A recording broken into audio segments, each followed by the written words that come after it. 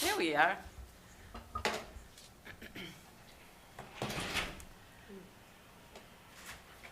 Hi, everyone. Time being, let's see, 5:35. I would like to call the Economic Development Subcommittee meeting for May 26th, 2022 to order. Note to residents, all citizens are welcome to attend public board and committee meetings in person. Additionally, in an effort to maximize citizen engagement opportunities, citizens will be able to continue to participate remotely via phone or Zoom. The meetings will also be live streamed by Franklin TV and shown on Comcast Channel 11 and Verizon Channel 29. You can call in at 1-929-205-6099. The meeting ID number is 845-5849-2127, then press the pound button. This is a meeting of the Franklin Town Council Subcommittee under the open meeting law. This subcommittee is a separate public body from the Town Council. Therefore, unless the Town Council has separately noticed and posted its own meeting, councilors who are not members of the subcommittee will not be permitted to speak or otherwise actively participate at this meeting, although they may attend and observe. Tonight we have in the chambers with me is Councilor Kobe Frangillo. He's the vice chair of the committee, and Councilor Patrick Sheridan.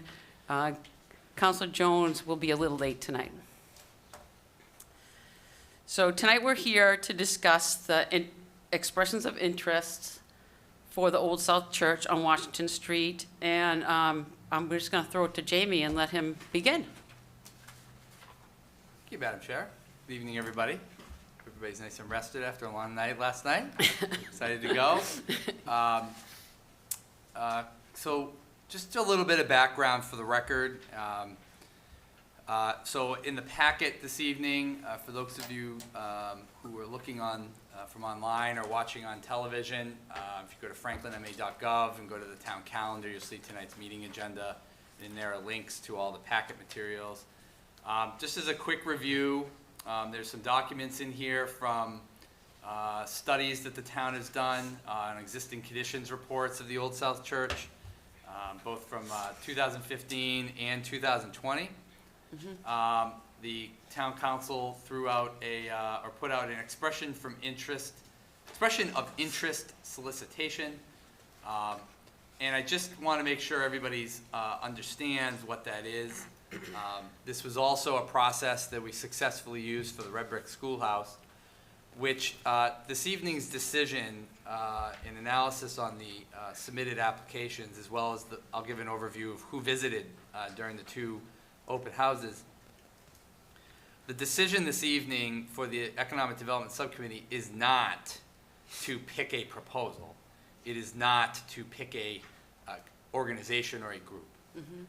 The expression of interest for those watching is exactly what it is.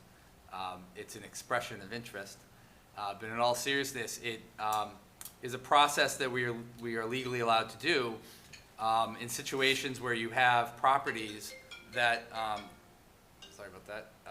where you have properties where maybe we don't know what to do with them, and so you put out a document like this to gauge essentially the interest in various types of uses. And so in this case, the town hosted two open houses, and we were actually quite pleased to get a pretty good amount of folks to stop by. It was really kind of fun. They're both beautiful days too. We had a lot of folks that were just interested to see what things looked like inside, which is cool. We had a lot of neighbors stop by who over the years have come in just to check on how the building is. It was great to listen to some of the neighbor feedback as well about what maybe they thought was, you know, a useful thing and some of their concerns. We did have, I would say probably about a half a dozen or so prospective businesses who had no home, had no lease, and in a lot of cases, almost all of them, they didn't really have a business formed yet, but they were so curious to see that maybe this building was something that they could, you know, tap into with an open mind. And so that was fun to hear some of their ideas, everything from yoga studios to, you know, community centers and things of that sort, and folks that put forth some neat ideas. And we did also have a few places of worship contact us on the phone. We did have a few other individuals who came by to look at the building. And I would say overall, we probably had about a dozen to a dozen and a half or so individual parties call, email, or come and visit at the open houses to check it out. I also did get a fair amount of inquiries from local builders and asking a lot of questions about the process and the building and such. And of course, that's why the existing conditions reports are there for any type of individual to go through and look at the current status of the building. The town did receive 2 actual formal expressions of interest, and I'm pulling them up here on my computer. We got a proposal of a letter of interest from Habitat for Humanity, and we also got a letter of interest from the Providence Baptist Church. And I've included both of those letters in public records in the packet. They were both extraordinarily generous and thoughtful ideas. Just so the public is aware, there was no requirement for a site plan or an architectural design. That's not really what this is at. So the decision and conversation for the EDC this evening is really about, for the folks that either conceptually, as I mentioned, you know, maybe a business or something, you know, it's certainly not limiting for the EDC to move on to the council a recommendation about how to put out a formal request for proposals, a real RFP, which then would have a contract associated with it. There would be, you know, possible negotiations about, you know, what the proposals might be.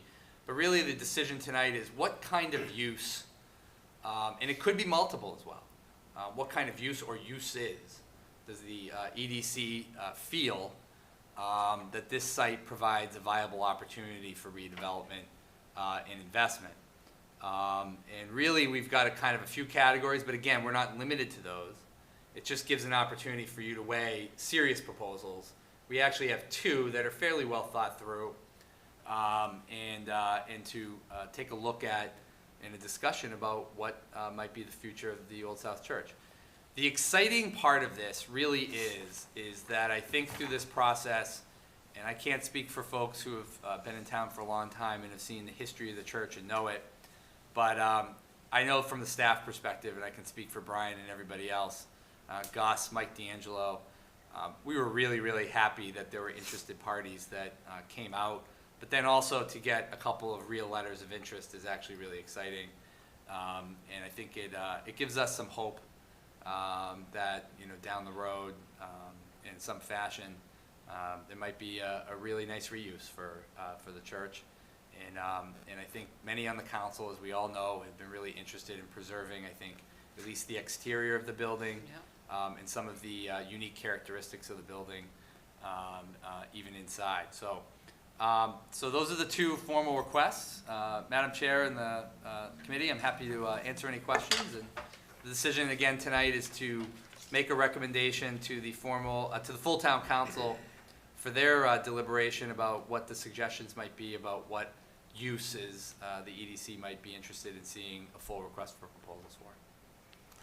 Okay, thank you for that, Jamie. I do have a question about the RFP process. So do you envision that if we go to the next this next step, that we would get more than these 2 interests? Because it seems like the first part was just kind of easy to fill out and simple and not too detailed. So, that one is pretty detailed. It has architectural drawings in it and everything. So to me, it would be counterintuitive to think that we would get more, but I don't do it all the time. So what do you think? You know, it's a great question. For example, if the EDC were to recommend to the full town council one use or multiple uses of whatever bucket you want to talk about, when you put out the formal RFP, that is correct. Other organizations can still bid on that RFP. Right. And in that RFP, this will take the town attorney a while to write. And it'll take a while because in the RFP, there'll have to be specifications that we'll have to have a conversation at the council level. And we have to really get down to the nitty gritty about what is the objective, what you have to let in the RFP know, for example, the exterior is intended to stay white, right? We can Right. repaint it, but it's got to stay white. Yeah. The pillars, the windows need to stay in its natural state, or maybe not. I'm just using those as some examples. Okay. And so we could actually get more bidders. I will say in our experience, it's probably unlikely. This is a unique project, so it wouldn't shock me. But given the volume of calls that I've gotten, especially given the fact that the Metro West Daily News and WGBH did extensive stories on this, and it really did go out far and wide, and we did get a lot of phone calls from regional entities as well as local folks. If there was an interest, I would think that they would have at least written in to say, we think this could become a great, Right. So it wouldn't limit the current expressions of interest, but certainly once the RFP goes out, anybody could bid on it. Okay, and so in the RFP then, you think we should streamline the purpose of the building so that potentially we could get more RFP responses because people will say, well, they've decided what they want to do with it. Yeah. So now it's closer to being real.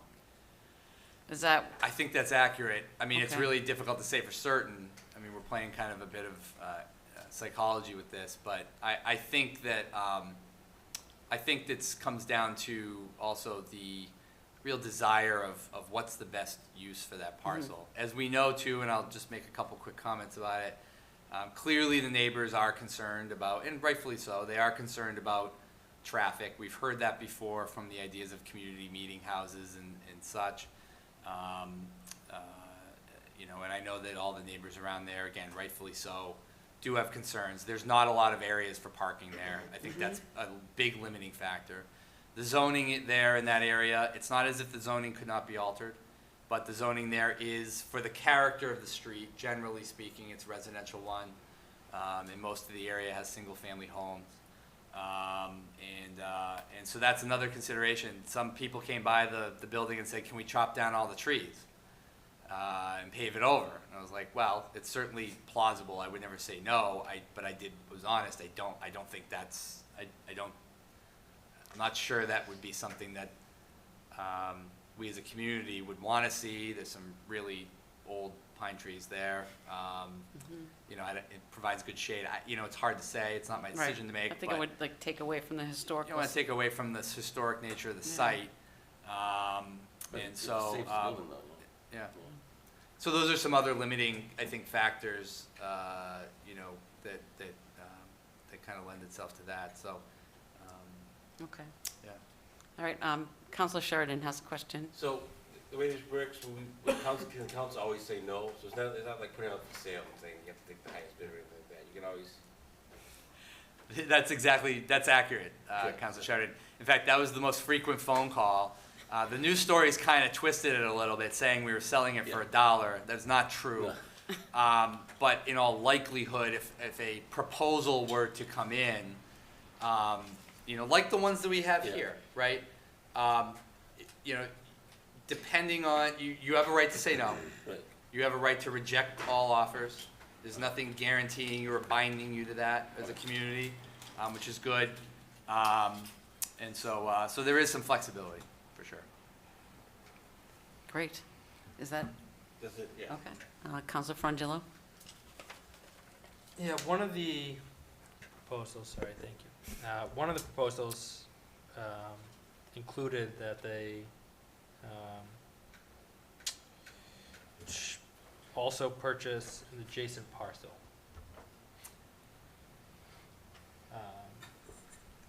I'm assuming it's the one, they gave us the full number, 322-050, I'm assuming it's the one. Alicia, can you hover over 1A there? The 40, Yes, I think it's along the road. Is it You along gotta the road, X out Jamie? the 4762. And, yep, get the little, you gotta get the little identity icon up in the top right, next to the trash. Yep, Excellent. and now hover over it. Is that the church? I believe that's the one they're discussing. Yes, that's the one. So we own that, We do. and is there potential for that to be sold? Is there a critical use of that? There isn't a critical use. It's a tough decision. I think that's part of the discussion from the sense of it provides a little buffer with the road. I think if that were to be a part of it, my guess is the potential, depending on the use. But if the goal, if eventually the use is say a place of worship, well, they may need more space for parking. Yeah. Is that what the council wants to do in that neighborhood, is have cars right up on the edge of the land?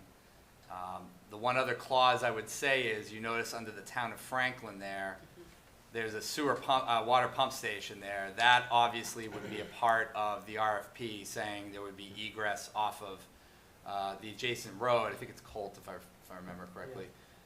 That would have to come off for sure, and we would easily go in where Alicia has the identity icon off of Colt and kind of cut in towards the back there. And if you go back there, the woods are behind there, provides good buffer. So I don't know if the council would want to restrict that. I think it would probably be advantageous. So when you think about the egress, Councilor Frangillo, where the icon is coming in, it really leaves very little additional space up the edge of the road there. And I think that's an area where some of the trees are. And so it's a tough decision. It could be a part of it, for sure. It's not restrictive. But I think depending on the use, that might be a consideration to leave off the table, just to provide a little bit of buffer to kind of keep some of the neighborhood character. Because that seems like the main thing. The first was just, okay, does anyone want it? Does anyone want to take Yeah. on, the sort of nature of the building? And I think that we proved that some people do. Yeah. So that's cool. But then the next major question is there a use, like, do we have parking that could really allow for any use except for housing? And, or are we thinking of some use? And I don't see it here unless we're really, I think if we say that we're not going to give up that space and really allow for more parking, then I don't see a use beyond housing that's viable. Through you, Madam Chair, it is just it's been an issue that the town and many architects, engineers, neighbors have analyzed. It's just simply a very tight space, and the reason is, and I hope I'm not stating the obvious. Well, when the church was built, it was really designed so that people didn't have to travel another 5 miles by pony downtown to one of the other, or walk to one of the other churches. And so it was a more convenient walking place. I think a lot of that stretch of Franklin, just walk there. In fact, I hope I'm not going to get in trouble by the council chairman, but Mr. Mercer has always stated to me that he used to go there. He grew up down the street, and there is no insulation. It's a 3-season, but he'd always tell me his family would go in with big coats on, and they'd walk down. And I think they weren't planning for the automobile here for 1.5 spaces per whatever, right? Right. And so it was more of a congregational church for that neighborhood. If a parking requirement were to be there, I do think there would have to be an agreement with someone else, someplace else, which we have not identified. But that gets tricky too. Do you have a parking lot down the road? Do people want to come to a business or a building where they can't park on site? And, I think anybody dealing with a place of congregation, whether it's a business or a place of worship or any other use beyond a residential unit, would probably have to do at least some sort of traffic analysis of what are they hoping to bring in for Right. quantities of people. In fact, some of the folks who came in to look at it, I think clearly walked away, not all, but clearly walked away with this idea that there's just a circle dirt driveway that goes around, and you're not gonna get too many cars in there without chopping down all the trees and whatever, so, and I don't have a factual documentation of this, but just from my comments and conversations with residents around the area over several years, it doesn't seem like, getting rid of the trees is probably a popular idea. Right. I And just I can want, understand. for the record, I just want to let everyone know that Counselor Jones is here with us tonight now. Are you done? Kobe, you have more? Kobe has the I floor. would just Kobe finish has the the thought. floor. Yeah, thank you. Just that, I would say that I'm open to the idea of removing trees if the product's strong enough for the community. But it really comes down, I'm also open to a second piece that people walk to. But why, I mean, you need parking here, right? It's not gonna be local people using that, right? This is originally, it was the neighborhood use. Whatever we're proposing is not gonna be, just the people around it using it. And so you're gonna need, parking. And so if that's not, I don't know, if we can't really conceive of a place that parking could go and allow for different use, I struggle to see how we could allow for anything around housing. And then if we're gonna do housing, I'm glad to know that someone thinks that they can make an affordable housing unit work, and I think we would wanna put that restriction on. I think the one, I concur with that. I think the parking issue is just, my predecessor Jeff, in his years of looking at uses over this and facilities, I think he always told me that was gonna be the number one issue with that property. Yeah. Both from a capacity standpoint, but also a logistical standpoint, and also, potentially a neighborhood character standpoint, right? Depending on what it was, right? If the trees were to stay and it was still dirt and it was 20 cars, they could possibly cram in. When we were up there, I think there was maybe 8 or 9 cars at tops. It didn't feel full, but nobody parked on the grass. And you kind of saw where the capacity was, I think, of the dirt road. But that's clearly a limitation on the parcel for sure. And especially because when you go inside, it's a little bigger than people think, but it's smaller than people think. It's a funny building. It's pretty much just a box, but it's a big open space. And when some of the folks came, they were really digging into the housing idea of really thinking about, the height inside and whether it could be a duplex.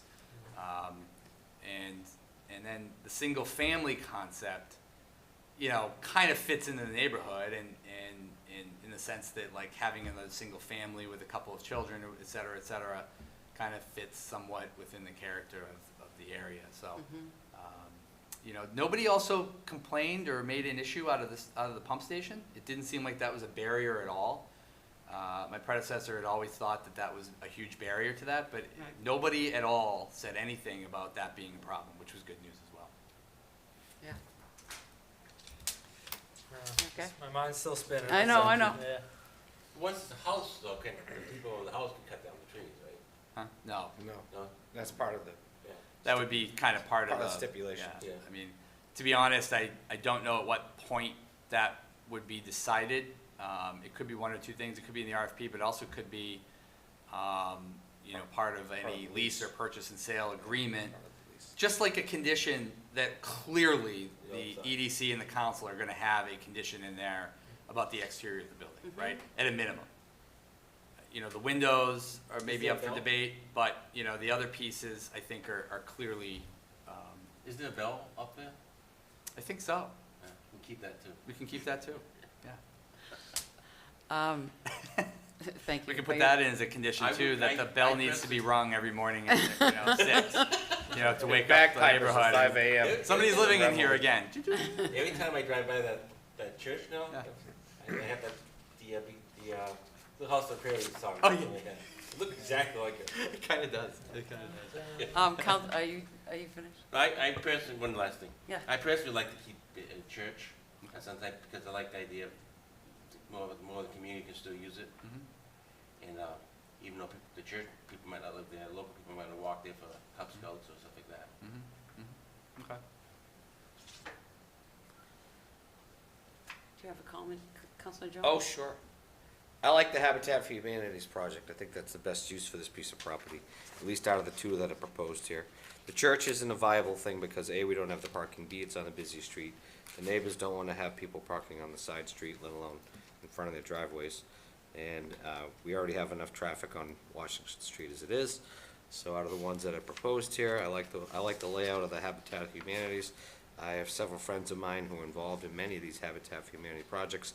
They always put their best efforts and best money into making these projects, viable projects.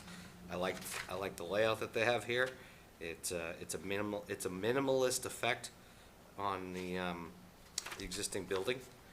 And I think somebody can go up to the second floor level in the bedroom, probably put a rope on that bell and ring that pretty loud at 7 o'clock in the morning. So our job tonight is to just suggest or vote on a purpose, not on a proposal. That's fine, let's say it this way, I like the purpose So of this. I think you like the purpose I of like the residential. Absolutely. Um, I would say that that's what I have written down myself. I have, we need more affordable housing. We would add revenue to the towns, and there would be less traffic for the neighborhood.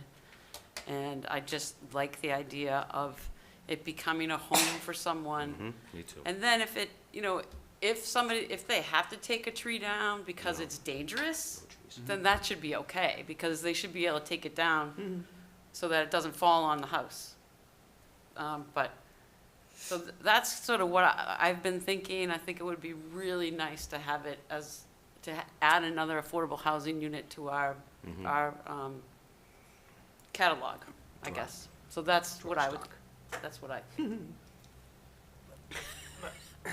The only thing that, expression of interest, my sense of them, are that they're weird, like, there's not too much incentive to reply to the expression of interest.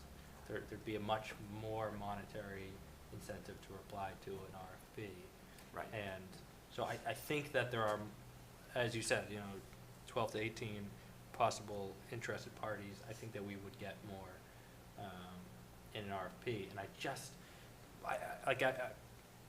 I'm tempted to say just make it affordable housing, but I would hate to miss out on a more innovative solution. But, money can make things happen, and maybe we're missing out on this person being friends with that person down the street, and, I can make this work and make this work in a way that, we might not be thinking about. That's my only holdup right now. I'm gonna ask you a question, okay? So, so you think we should keep it broader, the usage of what we think should go there?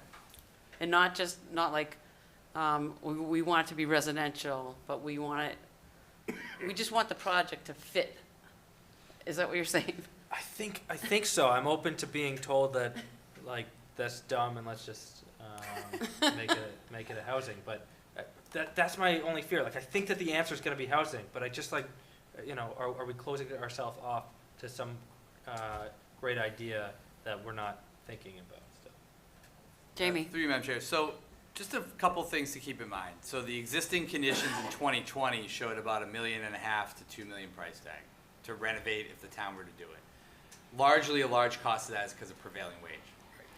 And so this is why this process is important, because the town financing this will become much more difficult. I think as we told everybody who came into the open house, I don't have a number, I don't have a reason, but because the council will put on a preservation restriction of some sort, especially on the exterior, it's probably incumbent upon the town to at least contribute something to the project for CPC funds. You know, you could obviously use the affordable housing category for that to some degree, and some discretionary money, despite, you know, pretty much any of the uses. I think the price tag, Councilor Fajou, you're right, money talks. The interest in coming down, though, where the expression of interest, I think, is an important step, and it resulted in a successful endeavor with the Red Brick Schoolhouse, is just that at some point, I think a lot of people did look at it. I agree you don't want to close it off, but there were prospective smaller businesses, like, again, a yoga studio, a pottery studio. I think the financial hurdle for that small of a business is probably hard, Yes. given the amount of money that's going to take to go into here. And in talking to the town attorney, I mean, I think, you know, that's one factor that's a big deal, right? Which is, there's a downside if the financial backing is not there and the resources aren't there. We can send out any RFP, but it might just be pie in the sky, because there might not actually be a structural financing model for that organization to actually take it over and do the work Right. that's required. The worst thing that could happen, or one of the worst things, is that you award an RFP and a contract, and then down the road, it goes belly up, and then Right. we're back at square one. And so, you know, I think a financial part of the RFP, you know, the town attorney has told me that'll be a feature element.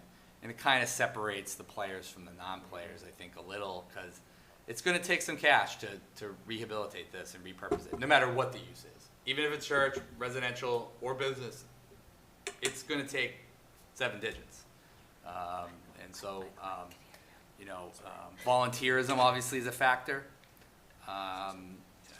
where maybe in-kind donations and things of that sort, but regardless of who the individual or organization is, it's going to be a costly endeavor. And with the fact that there was no businesses that actually, even with no money, with, you know, no pie in the sky theory is, I think, a little bit of a marker where that's the minimum. I don't think you're going to get a business, and I don't know if that's what the neighborhood wants.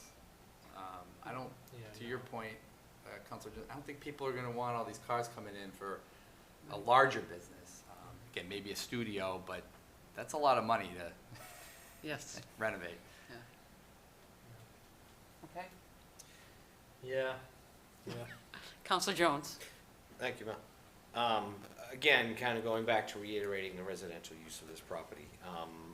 On top of the high traffic area, it is still it's still, granted, it's a corner of a very busy street, but it is still on the corner of a very nice neighborhood. Mhm.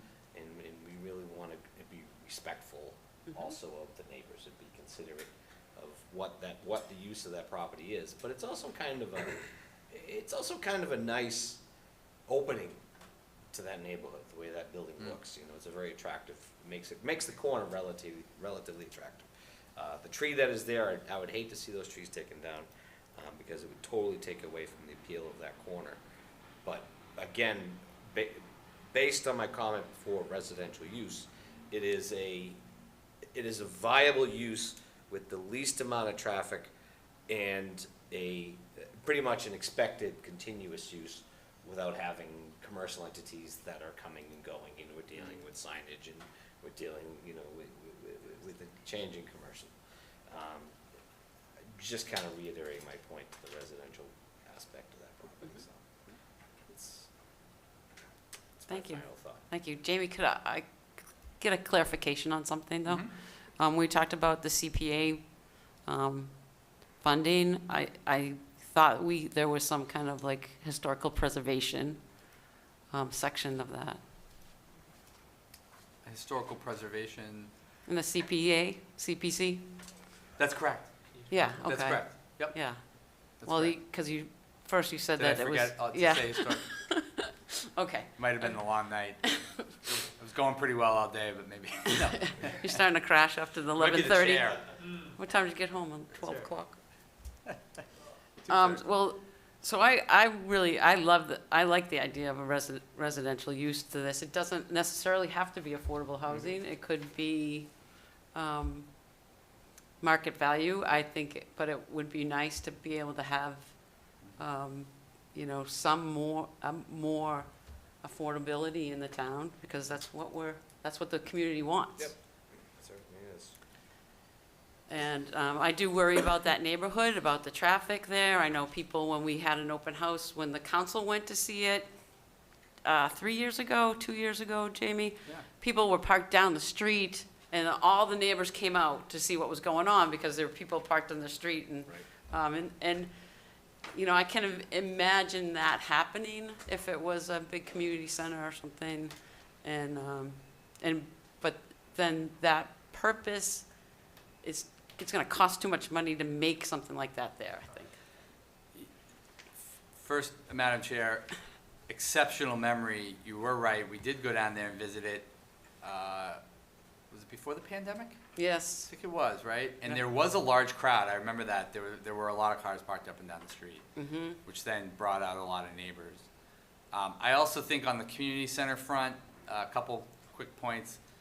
There's really not a grassroots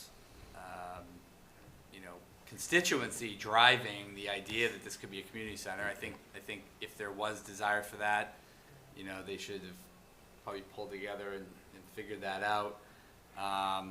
You also have coming to you in a few weeks a large building in downtown that might be a better option for a community center. I think the location of this being so far out on the edge of town is challenging as well, where it's not really centrally located for any type of venue, or really larger community center like that as well. So just a couple extra thoughts, but you're right, the historic preservation funding can be used as well.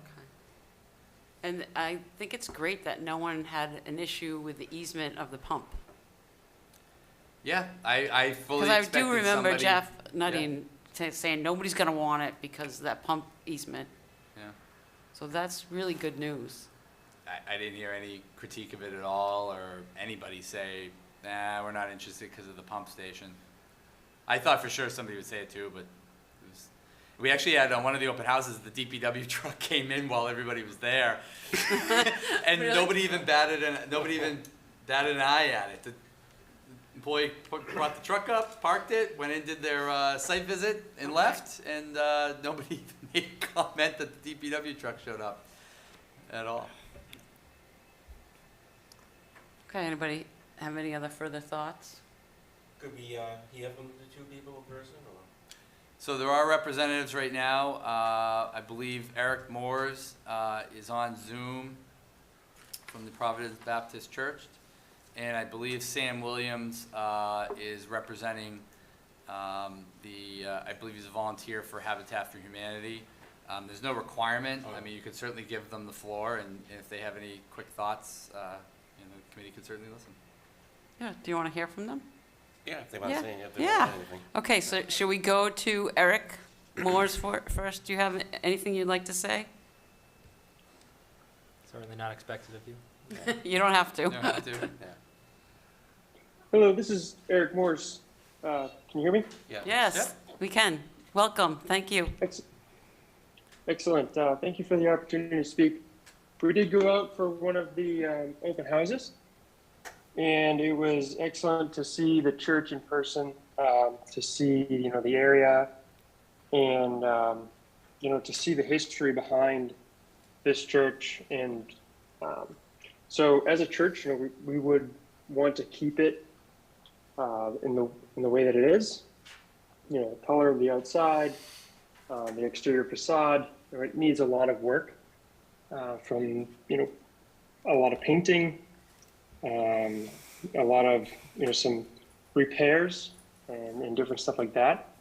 And we do have a good opportunity to bring in some volunteer work and make all the work that needs to happen really cost effective, because we are a church and we do have that volunteer labor available.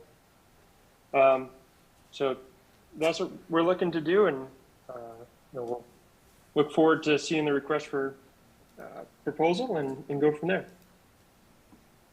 Thank you, Eric. Does anyone have any questions for Eric? I Coun- just- Counselor Frangillo? Yeah. Is it okay if we ask you, if you get some questions? Yes. Okay. Yeah, I just high level, you certainly don't. But two questions that come to mind. One is, it's my sense that churches are struggling in the area, and many are giving up their space. You know, I ask this only in the sense that, as we said, we don't want it to go to a place that just comes back to us in a few years.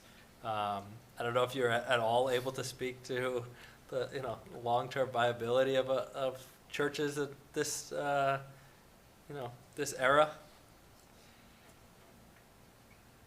I think you bring up a good point, and obviously it was turned over from a church to the town several years ago.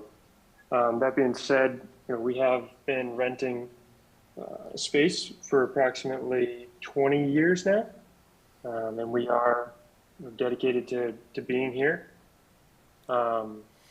Certainly, if there was another church that was giving up their building and interested in working together, if there was something that was known like that, we would be interested in any other space as well. But to your point about the long-term viability of churches, I think that's a great point to bring up.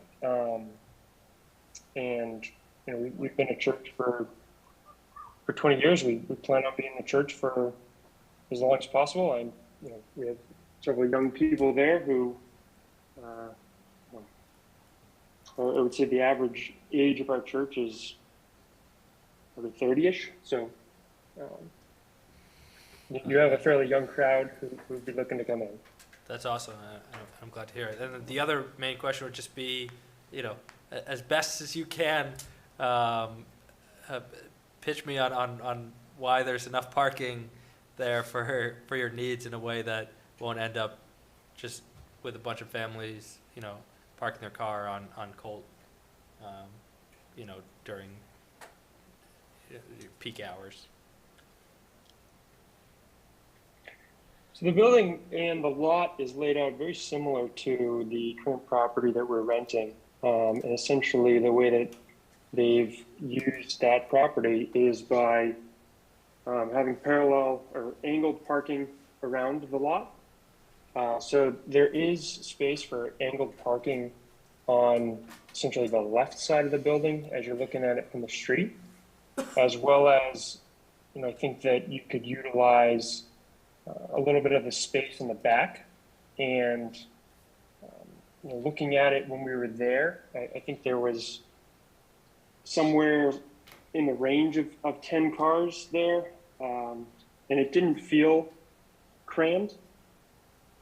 So, a church has the tremendous advantage too that, in a way, everybody comes and everybody goes at the same time. So the parking is substantially different from a transient business where you have cars coming and going all the time or all week long. Essentially, here you can shuffle everybody in and shuffle everybody out.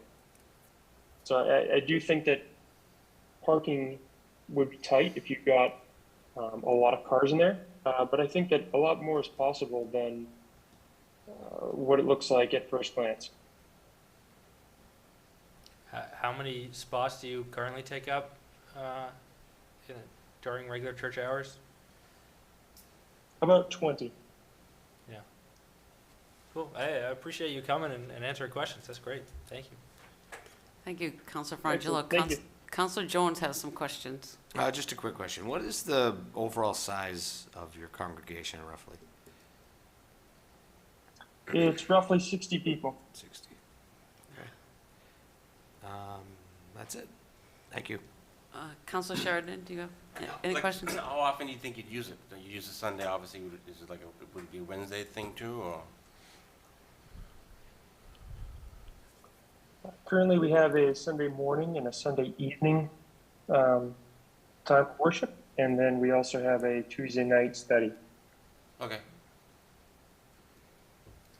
Your Boy Scouts, like you said. Yeah. Sort of thing. And would thank you you.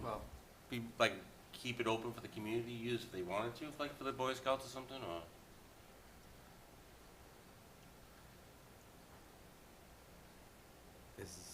Sorry, I think I missed the question. No, so if another community group wanted to use it, could you let them use it, or maybe? If a local group, neighbors? We haven't had any discussion about that, but certainly would be happy to discuss. I don't know one way or another on that. Okay. Thank you. Thank you, Counselor Sheridan. I was just going to ask you the size of your congregation, and Counselor Jones already asked that question. So thank you, Eric, for being here tonight and showing interest in this beautiful building. I think we all can agree that it is special.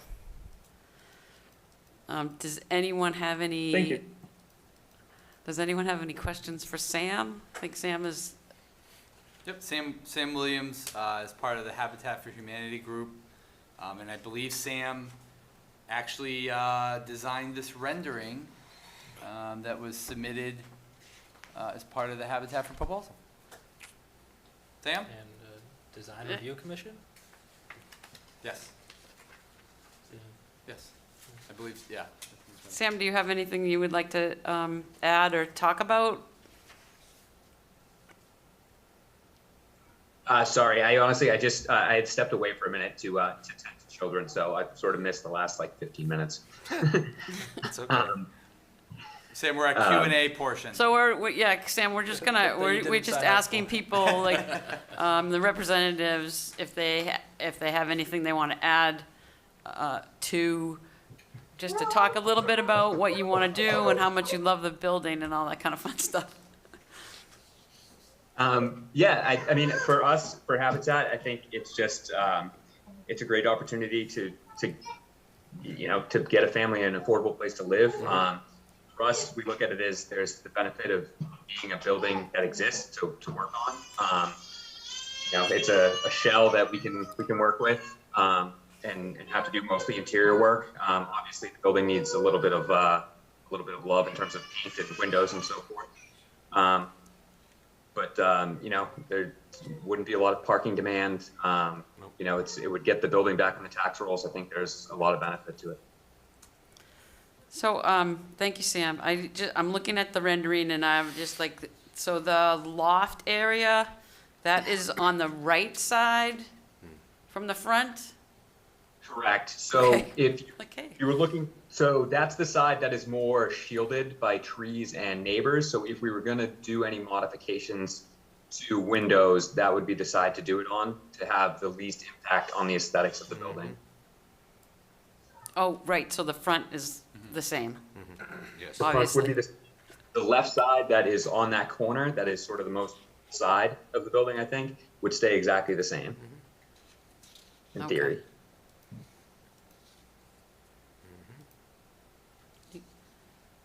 Counselor Frangilli, you have any questions? I kind of like took over, sorry. No, that's good. Did you look at the possibility of 2 families in there? Whether that was viable at all? Very, very quickly. With this proposal, we wouldn't have to do a lot of structural modifications. Yeah. With the 2-family, height gets to be a little bit more. The ceiling height gets to be a little bit more of an issue, and then you're looking at probably modifying very old like roof truss structure that would be tough. Yeah. Thank you.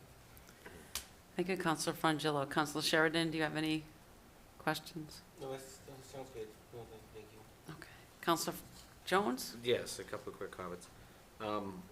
First off, this simplified floor plan is an excellent layout. I mean, actually, I spend most of my days looking at floor plans, being an electrician, and this is a really great simplified purpose for this location with a little or no modification, significant modification to the existing building, on top of the fact that you are, if you were to garner this building for Habitats for Humanities, on top of having to build out the inside according to your specs, there are other structural issues that would need to be remedied, such as the floor supports and other things on top of the paint that you mentioned, and maintaining the aesthetics of the building and hopefully maintaining the property in such a way that the trees are maintained.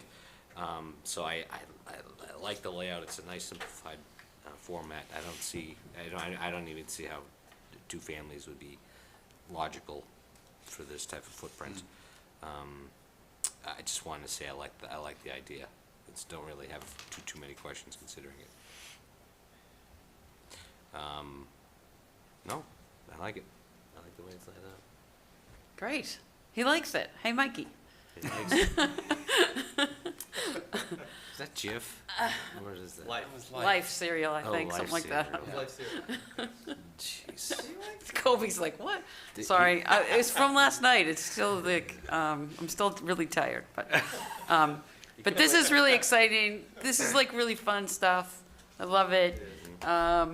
Is it possible to have an RFP that says primarily residential? Or do we need to, I would like to say how, a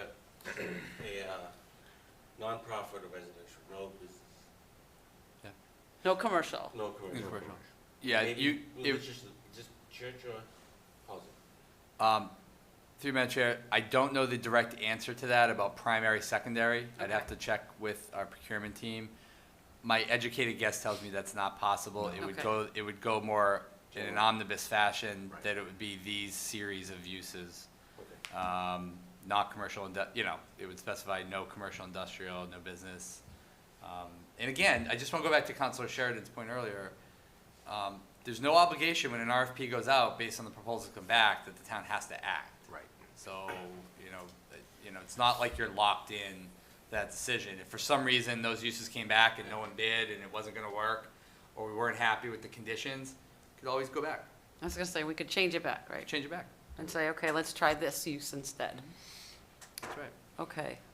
All right, well, But if we say housing, and there is a viable house, then, I don't see us saying, actually, we didn't like housing, now that we see it, I would hope not. So, I mean, I think beggars at some so point that's can't be just where I'm choosers. like, we're about to, if we do say housing, then we're Yeah. like locked into, we're locking ourselves out of something, something else Yeah. that we could potentially have. those are lost. those are the decisions that we have to make. I Yeah. think, as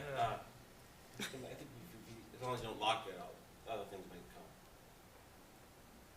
If you say housing, you don't, where you think like you might want a business of some type there, a little business or something. I don't know. I mean, I get it seemed like we were trying to get to an RFP that was more specific than what we wanted, in the sense that, an RFP Any ideas? is, there's a risk, there's a cost in applying to an RFP, and if you have no clue where it's going, then the likelihood that you're gonna, assume that risk of putting in all this effort, and, it goes down. So that's why you would want to be more specific in your RFP, right? That's why we're, so it seems like that's why we're narrowing down. I think that's true. I think if there was a formal proposal that came in from a business owner or prospective resident that had an idea or whatever, maybe the menu would be a little wider. But as I mentioned earlier, we did get calls from a lot of builders. I think they did their mental math.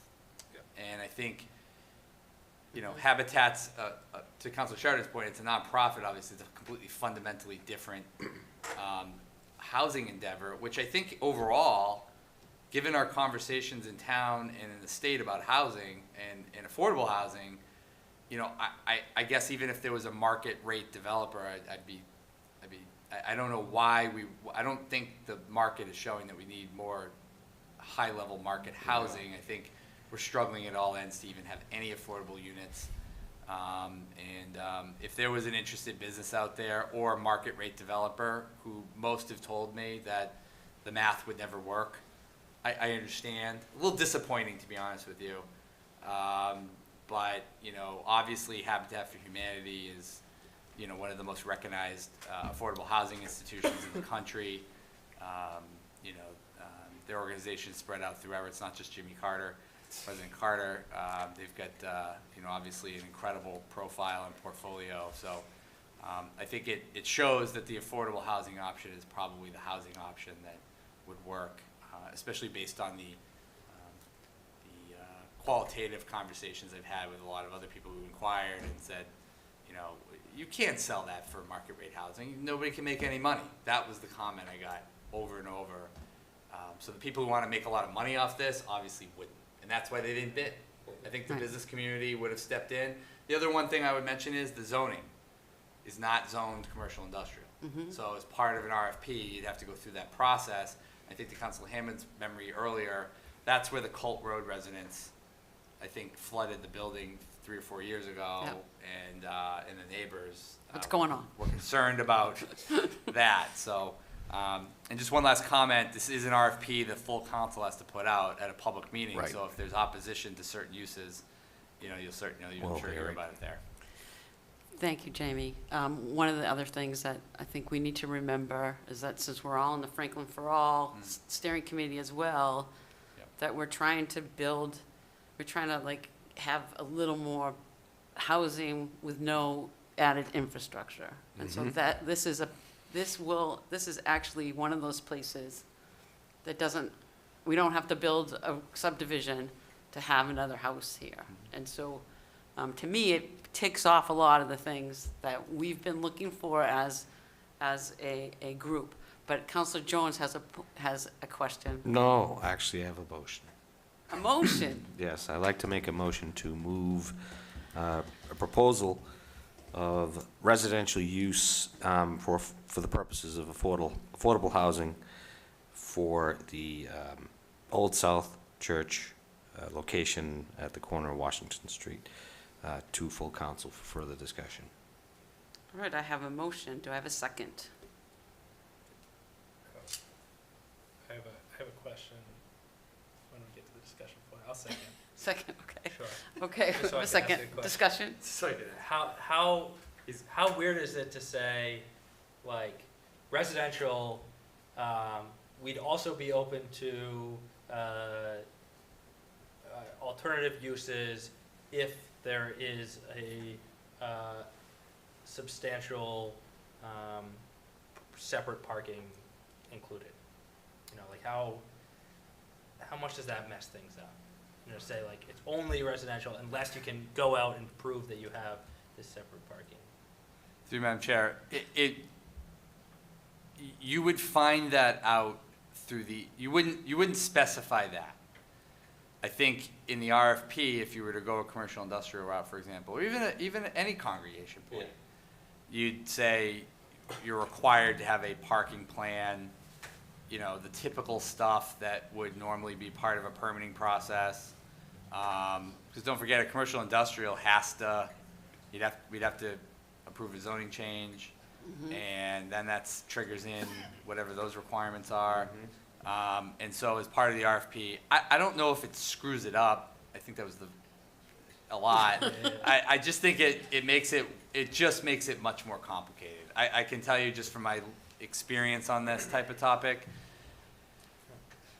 you know, it's just without parking on site to the magnitude I think you're asking, Councilor Frangillo, it's just it would be tough. And I'd have to really dig at the map to look at adjacent parcels. One other thing I would mention is right up the street is a brand new intersection being done with a bike lane up Grove, and trying to build that recreational corridor up Spring. I was just up there the other day. They've built the parking lot, by the way, up near the solar farm, which is awesome news. So at some point soon, that'll be a parking lot to hit the SNET and the state forest.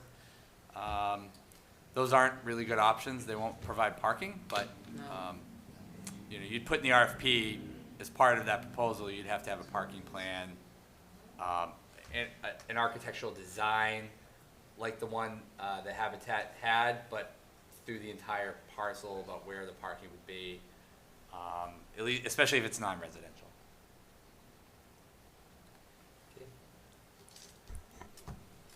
We have the motion a second, right? Okay, all in favor of, Can I have some more discussion? oh, yeah, sorry. Well, I'm against this proposal because it shuts out the church. Put a thing out there, we didn't get any businesses, we didn't get any nonprofits, but we got a church and a housing, low-income housing option. So why don't we just push both on to the next council, the full council? Because I think what we're looking to do is make it. Yeah, so what our job here is, tonight, is to decide. Decide what we want to recommend. Yeah, I recommend the two options that will, the two people who made a real option. A lot of people called, a lot of people looked, but two groups put in the real option. They're Rather just than- two different usage, Patrick, that's the problem, is we're looking to recommend a specific usage. They're two different usages, one is for residential purposes, the other is for congregational purposes and/or civic purposes that would Yeah. require different parking regulations, a different set of rules around the use of the building, whereas a residential property, would solidify longevity for the use of the property because it's likely going to stay a dwelling for many, many years. To Councilor Frangillo's point, if it is a church, the viability of the longevity of the church, and then having the building come back to us again like it had before when it was a church, and the amount of low impact that a residential piece of property would have on that piece of property as well as the neighborhood, as well as the busy street. It really boils down to easiest use, lowest impact, and most viable use for that building with little or no impact. Well, I shouldn't say little or no, but is minimal amount of impact to the building in order to try to maintain the building for hopefully another 50 to 100 years. But those are my thoughts. I think there's another aspect to it, and it actually,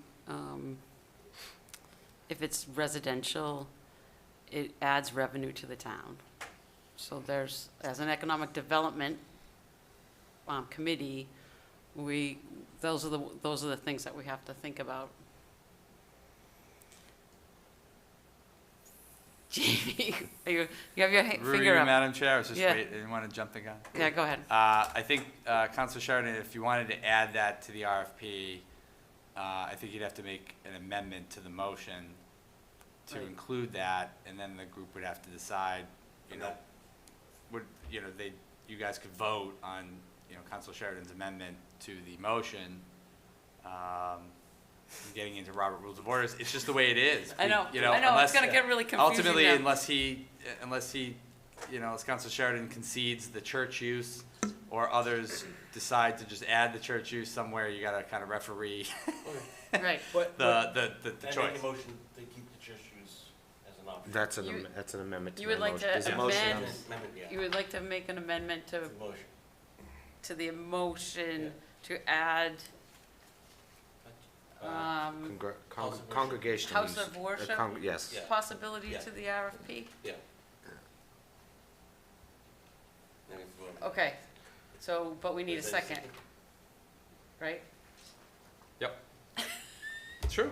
No, you're right. Right. And so, you're writing it down? Yeah. Okay, good. I was writing it down, but I was like having a Alicia hard is time to too. do it. And Steve's recording it, so he'll like let us It's know. all recorded. He's already Okay. tweeting it out. Okay, all right, so, so there's a motion To amend. to Amendment. amend. motion to To amend. There's a motion to amend the motion. Is there a second? I would say there is not a second. There's not a second No, There's not a second. to the amendment. right. To the Yeah. amendment. Just want, Okay, just want the record to. Right. Yes. okay, thank you. So, let us vote on, is there any more discussion on the motion in front of us? I would say if you have a radical use, if you're out there and then make your case at the council. I want to hear from you, but I haven't been convinced. Just really quickly to Councilor Frangillo's point, it is an excellent point. Right. This is step one. Yeah, The council can still do based on 9 members, XYZ. others. It's a good point. I'm just Right. pointing that out. And Yeah. it doesn't still reject the idea that there is another use out there that could. That we haven't conjure figured up. out, we haven't even thought of yet, or That's right. that person hasn't connected to this building yet, right? Okay, all right, so let us vote on the motion, Counselor Jones' motion of RFP for affordable residential use for the Old South Meeting House. Is that correct? Okay. Counselor Jones, Yes. Counselor Frangillo, Yes. Counselor Sheridan, No. Chair, Counselor Hamlin, I say yes. 3-1. Okay. Thank you all. Thank you to Eric and Sam and everyone who's watching. Thank you, Jamie. And have a good night, everyone. Motion to adjourn. Oh, motion to adjourn. Second. All in favor, signify by saying aye. Aye. Stone could be rolled away, the light could be shining, and you still got to walk out of it. Yep. And that would carry similar to what Rabbi Thomas saying. I mean, it's not simply the hope we find in our faiths, but I think this is true for both of us, would be it's not just this passive thing, but there's an active element of needing to walk forward. And share the good news and live the good news. Yeah. Yeah. Reverend Kathy, why don't you take it from there? Yeah, well, they covered so much.